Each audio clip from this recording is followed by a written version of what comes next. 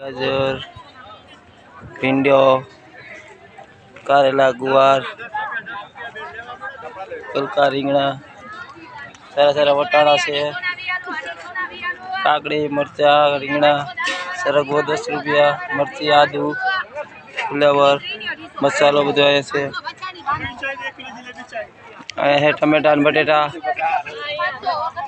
आया मिर्चा है, लामा लामा मरचा, लाल मरचा है, गलका है, आ बेन वेचवाड़ा से, वटाणा, भींडी,